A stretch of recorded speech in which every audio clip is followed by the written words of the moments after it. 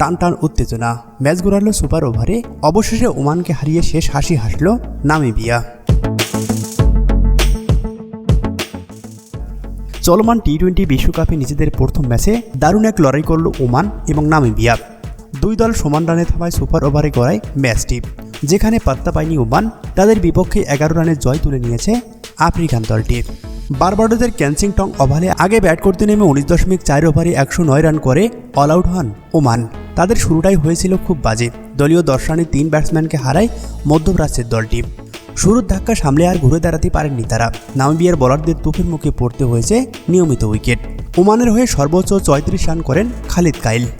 109 রানের লক্ষ্য নিয়ে মাঠে নামেন নামিবিয়া, কিন্তু সমান রান করায় ম্যাচটি অবশেষে গড়ল সুপার ওভারে, যেখানে আগে ব্যাট করতে 19 রান তোলেন নামিবিয়া। আর জবাব দিতে নেমে 10 রানের বেশি করতে পারেননি ওমান, যার ফলে টান টান উত্তেজনার মধ্য দিয়ে শেষ মুহূর্তের হাসি নিয়ে মাঠ ছাড়ল নামিবিয়া।